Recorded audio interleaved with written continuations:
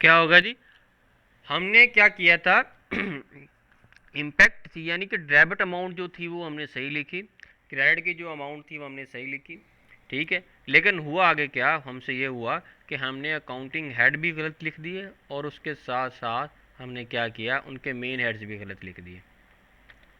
For example जैसे कि हमने लास्ट में डिस्कस किया था फर्नीचर और उसका कंप्यूटर का, यहाँ पे हम कंप्यूटर और उसका डिस्कस कर लेते हैं एक्सपेंस अकाउंट का, यानी एसेट एंड एक्सपेंस का। एग्जाम्पल क्या जी, purchase of computer ₹5000 asset for office was wrongly debited to the stationery account expense account में। हमने क्या किया है, परचेज कंप्यूटर किया है, लेकिन हमने क्या कर दिया, ऑफिस स्टेशनरी को हमने डेबिट कर दिया है, कंप्यूटर अकाउंट को हमने डेबिट करने की बजाय। आप देख सकते हैं इसमें क्या होगा हमारे पास कि हमने कंप्यूटर की बजाय स्टेशनरी अकाउंट को हमने डेबिट कर दिया है। हमारा अकाउंटिंग हेड मुख्तलिफ है, हमारा जो उसके साथ साथ जो मेन हेड है वो भी डिफरेंट है। अब इसकी सूरत में हमें क्या करना पड़ेगा जो भी, लेकिन उससे पहले हम इसका इम्पैक्ट देखते हैं, इम्पैक्ट क्या आएगा इसका। This type of error will cause a difference in financial performance यानी कि नेट प्रॉफिट। अब क्या होगा जी, हमने एक एसेट को एक्सपेंस के तौर पे लिख दिया है, तो एक जब एक्सपेंस के तौर पे लिख दिया है तो उसका इम्पैक्ट क्या आएगा, हमारा प्रॉफिट कम हो जाएगा, क्योंकि हम अपनी इनकम में से उस एक्सपेंस को लेस करेंगे, माइनस करेंगे, जबकि एक्चुअल में वो एक्सपेंस हुआ ही नहीं है। और उसके साथ साथ इसका इम्पैक्ट फिनंशियल पोजीशन यानी कि हमारी बैलेंस शीट के ऊपर भी आएगा, क्योंकि एक हमारे पास एसेट हमने उसमें ऐड करना था, ऐड अप करना था, लेकिन उसको हमने लिखा ही नहीं है। तो जब एरर ऑफ प्रिंसिपल होगा तो उसकी सूरत में क्या होगा, आपके पास उसका इम्पैक्ट हम दोनों तरफ जाएगा। लेकिन इम्पैक्ट जब दोनों तरफ जाएगा तो लेकिन ये हमारे पास उसके अंदर हम मिस्टेक क्यों नहीं देख पाएंगे, क्यों नहीं हमें पता चलेगा कि ट्रायल बैलेंस के एग्रीमेंट में क्यों नहीं काज बनेगा डिफरेंस लाने का, क्योंकि हम एक चीज़ को रिकॉर्ड कर चुके हैं, दूसरा इम्पैक्ट भी उसका रिकॉर्ड, यानी कि जैसा कि हमने परचेज़ किया है कंप्यूटर अकाउंट को, कंप्यूटर को परचेज़ किया, हमने उसको रिकॉर्ड कर दिया है और उसके लिए हमने कैश भी पे कर दिया, भी रिकॉर्ड कर दिया। लेकिन क्या किया, कंप्यूटर की बजाय हमने स्टेशनरी अकाउंट को रिकॉर्ड कर दिया, यानी कि डुअल एस्पेक्ट जो है वो दोनों हमने रिकॉर्ड किए हैं, दोनों चीज़, दोनों काउंटिंग हेड्स को रिकॉर्ड किया है। अगरचे वो गलत हैं मगर उसका इम्पैक्ट जो है वो ट्रायल बैलेंस में नहीं जाएगा। किस लिहाज से नहीं जाएगा, क्योंकि वो दोनों साइड्स के ऊपर आपका जो बैलेंस आएगा उसमें डिफरेंस क्रिएट करने का बायस नहीं बनेगा, कॉज नहीं बनेगा। ठीक है जी। Error of principle errors occurs because of wrong decision about capital and revenue nature at the time of recognising accounting aids. हमारे पास कुछ कंसेप्ट होते हैं जिसको हमारे पास किया जाए, कैपिटल एंड रेवेन्यू का। जो एसेट से मुतल्लिक आपके जितने भी अकाउंट्स होते हैं वो कैपिटल कहलाते हैं। जो रोज़मर्रा के आपके रूटीन से जो रोज़मर्रा की आप छोटे मोटे एक्सपेंसेस होते हैं, जो आप रेवेन्यू जनरेट करने के लिए जितने भी एक्सपेंस कर रहे होते हैं आमतौर पर डेली रूटीन में, वो आपके रेवेन्यू नेचर के एक्सपेंसेस कहलाते हैं या रेवेन्यू नेचर के अकाउंट कहलाते होते हैं। ये आगे चल के हम इनको तफसील से डिस्कस करेंगे, कैपिटल रेवेन्यू नेचर है। तो इस तरह से रेक्टिफाइंग एंट्री इसके लिए क्या होगी, रेक्टिफाइंग एंट्री सेम उसी तरह से है जैसा कि हम लास्ट एंट्री को पढ़ चुके हैं। जिस अकाउंट को हमने क्या कर दिया है, गलती से डेबिट कर दिया है, उसको हमने क्रेडिट कर देना है, और एक्चुअल अकाउंट को हमने भी उसको उसकी जगह के ऊपर डेबिट कर देना है। यहाँ पे कंप्यूटर अकाउंट ₹5000 आप देख सकते हैं रेक्टिफाइंग एंट्री में हमारे पास डेबिट हुआ है, और स्टेशनरी अकाउंट को हमने क्रेडिट कर दिया ₹5000 के साथ। हम एसेट और एक्सपेंसेस के हवाले से ये पढ़ चुके हैं कि जब दोनों में इजाफा होता है तो हम डेबिट करते हैं, जब दोनों में कमी आती है तो हमने क्रेडिट करना है। तो इस तरह से कंप्यूटर अकाउंट में हमने इजाफा शो करना है तो इसलिए हमने इसको डेबिट कर दिया है, और स्टेशनरी अकाउंट में हमने कमी शो करनी है तो इसलिए हमने उसको क्रेडिट कर दिया। तो रॉन्ग एंट्री क्या हुई थी हमारे पास, stationery account debit ₹5000 and cash या क्रेडिटर जो भी था हमारे पास बैंक, इसको हमने क्रेडिट करना था। अब यहाँ पे हमने क्या कर दिया, रेक्टिफाइंग एंट्री में कंप्यूटर अकाउंट को हमने डेबिट कर दिया है, और जबकि जो हमने गलती से किस अकाउंट को यानी कि स्टेशनरी अकाउंट को डेबिट किया था उसको क्रेडिट कर दिया है। इस तरह करके हमने इसका इम्पैक्ट ख़त्म कर दिया है और अपनी मिस एरर जो है उसको हमने ठीक कर लिया है। जी स्टूडेंट्स, ये बताएं यहाँ तक समझ आ गई आप लोगों को? जी सर। उसके बाद नेक्स्ट ये हमारे पास आगे हम मूव करते हैं। आगे जी हमारे पास एरर्स ऑफ रेक्टिफिकेशन के हवाले से ओरिजिनल एंट्री या ट्रांसपोजिशन एरर भी जिसको बोलते हैं।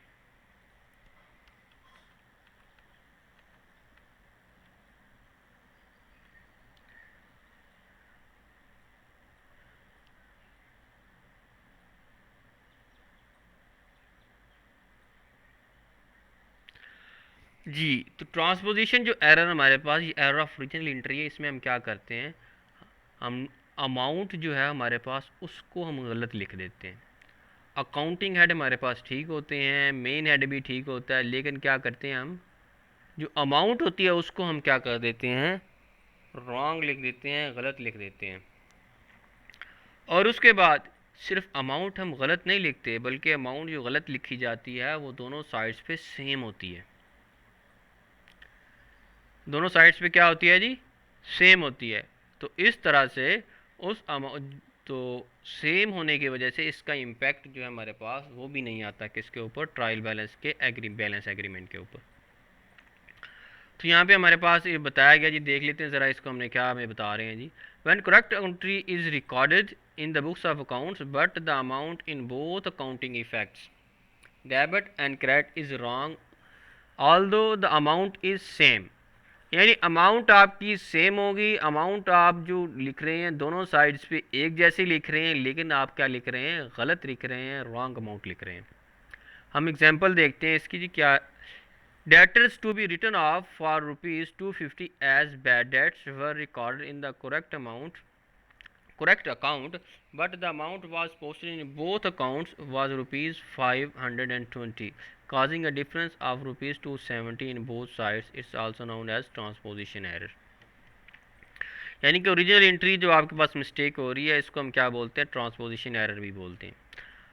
हमने रिटर्न ऑफ क्या करना था, 250 रुपीज़ को हमने रिटर्न ऑफ करना था, यानी कि 250 रुपये हमने बैड डेट्स के तौर पे रिटर्न ऑफ करने थे। ये लिख देना चाहिए, 250 रुपये हमें कभी नहीं मिलने वाले, ये बैड डेट्स हो गए हैं। जिस तरह कि हमने बैड डेट्स के चैप्टर में पढ़ा था, एक बैड डेट्स होते हैं, एक डाउटफुल डेट्स होते हैं। तो बैड डेट्स और डाउटफुल डेट्स में ये फ़र्क होता है कि डाउटफुल डेट्स के वाले से हमें डाउट होता है, हमें नहीं मिलेंगे, हमें रिस्क होता है। जबकि बैड डेट्स के वाले से क्या होता है, हमें यकीन हो चुका होता है कि ये हमें नहीं मिलने वाले, कोई मौजज़ा हो जाए तो हमें मिल जाए, वरना अदरवाइज़ हमें ये पैसे नहीं मिलने वाले। तो इस तरह से 250 रुपीज़ हमने क्या करना था, रिटर्न ऑफ करना था बैड डेट्स के तौर पे।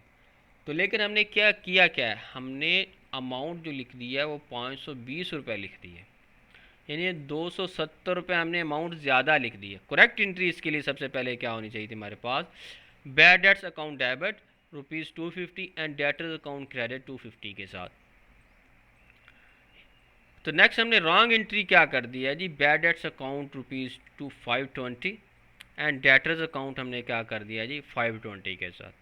अब क्या किया हमने 270 अमाउंट के साथ डेटर्स को ज़्यादा कम कर दिया है, और बैड डेट्स को 270 रुपये के साथ हमने क्या कर दिया है, बढ़ा दिया है। अब क्या करना पड़ेगा, दोनों काउंटिंग हेड को हमने बढ़ा दिया हुआ है, तो हम दोनों को क्या कर देंगे, उन अमाउंट्स के साथ अपोजिट हम उनको इम्पैक्ट दे देंगे।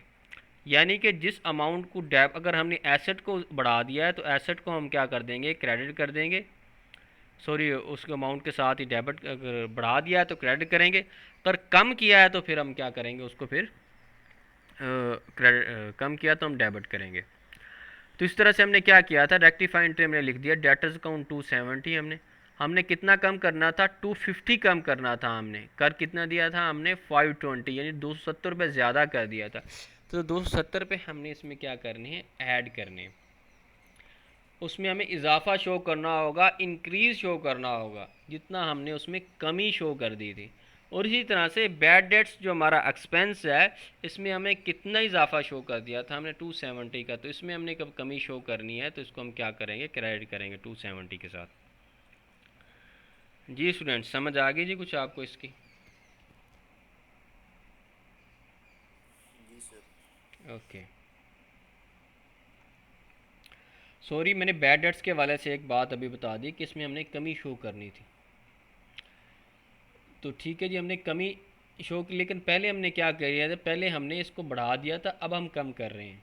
ठीक है, अब हम कम कर रहे हैं तो इसको हम क्रेडिट करेंगे। तो डेटर्स अकाउंट को हमने क्या किया था, डेटर्स अकाउंट को हमने कम कर दिया था, तो इसमें हमने इजाफा किया है। ठीक है, तो अभी आपके सामने तीनों एंट्रीज भी दी गई हैं। पहले करेक्ट, सबसे पहले जब आपने इस क्वेश्चन को सॉल्व करना है इस तरह की, आपको सबसे पहले ये पता होना चाहिए कि इसकी करेक्ट एंट्री क्या है।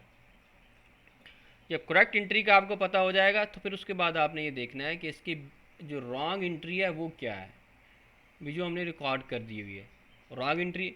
फिर उसके बाद रेक्टिफाइंग एंट्री या आपने इसके लिए करनी होगी रेक्टिफाइंग एंट्री की, तब आप जल्दी से आप जाके इसको पिक कर सकते हैं, ठीक तरह से कर सकते हैं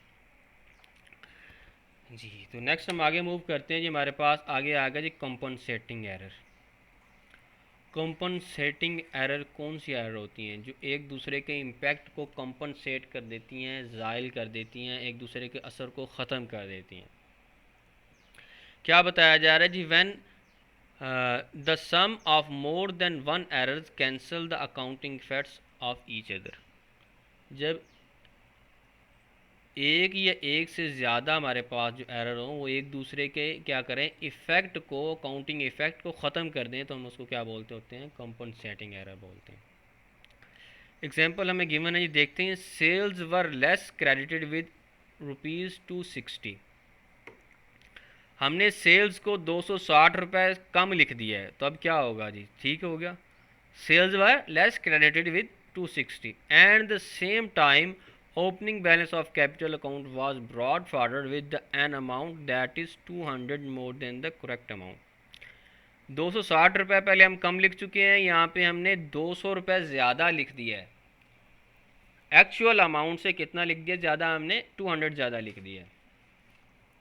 अब उसके बाद नेक्स्ट हम क्या कर रहे हैं जी, rent expense owing of 60 was although credited to the rent payable account but was not debited to the rent expense account। हमने क्या करना था, रेंट एक्सपेंस, रेंट जो हमने अभी पे करना था पे नहीं किया, लेकिन उसको हमने क्या कर दिया, पेएबल अकाउंट में हमने ट्रांसफ़र कर दिया, लेकिन रेंट एक्सपेंस अकाउंट में हमने नहीं लिखा। तो इसकी सूरत में हमने क्या करना पड़ेगा, इसकी सूरत में हम देखते हैं। तो रेंट पेएबल, तो ये दो जो हमारे पास ये तीन मिस्टेक्स हुई हैं, इनका क्या कर रहे हैं, एक दूसरे के इम्पैक्ट को ये ख़त्म कर रहे हैं। एक दूसरे के इम्पैक्ट को क्या किया है, इन्होंने ख़त्म कर दिया है, ज़ाइल कर दिया है। तो अभी इसको हम देखते हैं, ये देखें जी, हमारे पास रॉन्ग एंट्री हमसे क्या हुई है जी,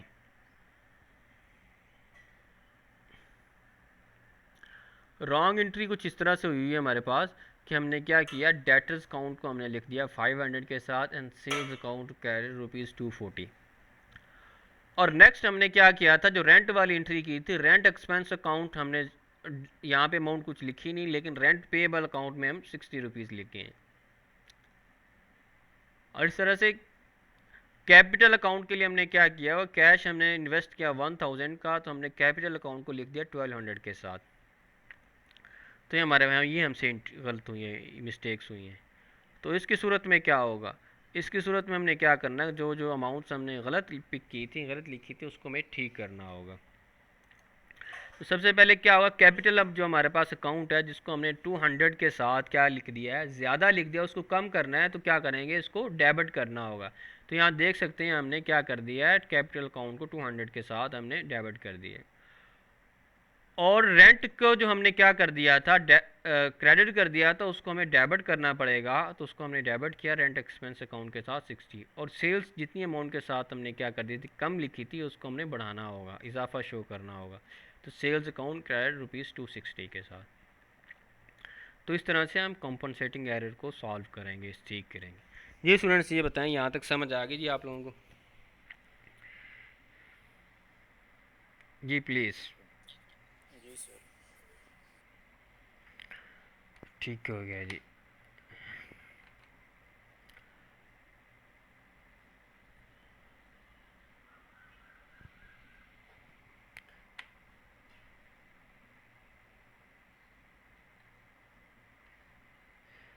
अच्छा जी, आगे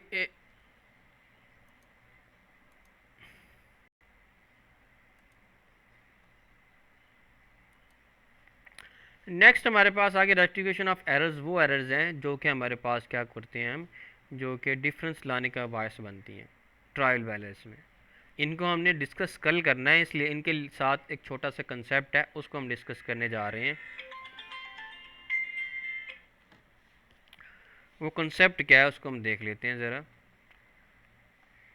हमारे पास जो, जैसे कि हम पहले भी दे पढ़ चुके हैं कि जब डिफरेंस दोनों साइड पे आ जाता है तो उसको हम टेम्परेली क्या कर देते हैं, ट्रांसफ़र कर देते हैं किसमें, सस्पेंस अकाउंट में। यानी कि एक साइड पे अमाउंट हमारे पास 1,00,000 रुपए है, दूसरी साइड पे 80,000 है, तो हमने जो 80,000 का डिफरेंस है उस साइड पे हम सस्पेंस अकाउंट लिख के 20,000 हम ऐड कर देंगे और दोनों साइड्स को हम इक्वल कर देंगे।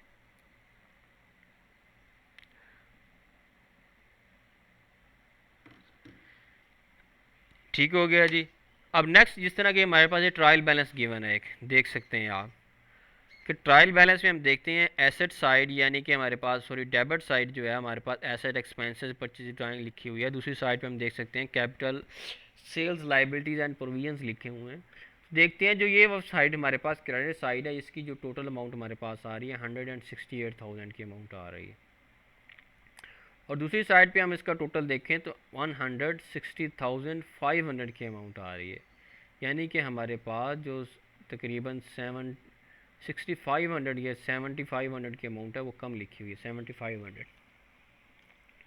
7500 को हमें क्या करना होगा, हमें इस साइड के ऊपर ऐड करना होगा, टेम्परेली ऐड करेंगे, उसके आगे हम लिख देंगे सस्पेंस अकाउंट, और इस तरह से हम दोनों साइड्स को इक्वल कर देंगे। ये देख सकते हैं जी हमने क्या किया, ट्रायल बैलेंस वही बनाया है, 160,000 यहाँ पे भी लिख दिया, इसी टोटल को हमने यहाँ पे लिखा है, और 7500 के अमाउंट को हमने लिख दिया है सस्पेंस अकाउंट के अंदर। जी जी स्टूडेंट्स, यहाँ तक क्लियर है, ये बताएं सबसे पहले जी।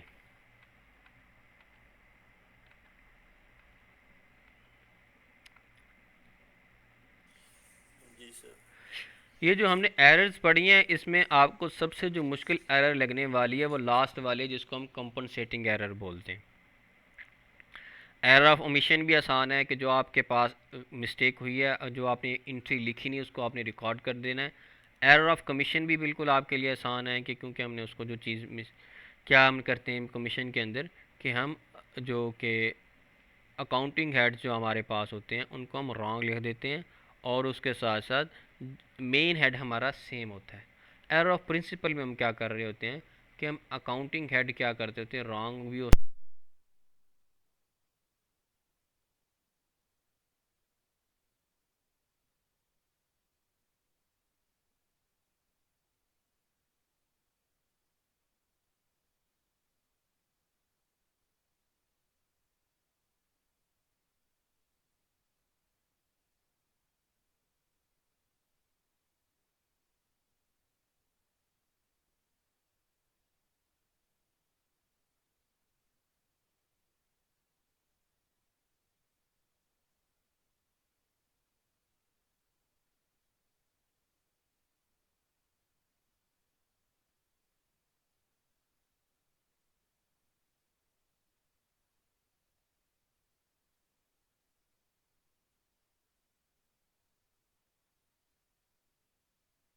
आवाज़ आ रही है या नहीं आ रही प्लीज़।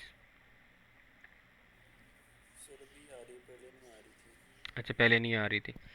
तो उसके बाद मैं इसका जो लेक्चर जो रिकॉर्ड हो चुका है इसको भी शेयर कर देता हूँ, जो बाद में जो अभी अभी स्टूडेंट्स आए हैं वो देख सकते हैं। तो आज के लिए इतना ही है, क्योंकि आगे ये चीज़ें जो अब आप थोड़ी सी ये कन्फ्यूजन क्रिएट करेंगी, तो आज के लिए इतना ही। तो नेक्स्ट एरर जो है हम जो वो फिर हम कल डिस्कस करेंगे। आज के लिए इतना ही है, मिलते हैं फिर इंशाल्लाह कल की क्लास में। अल्लाह हाफिज़, अस्सलाम वालेकुम।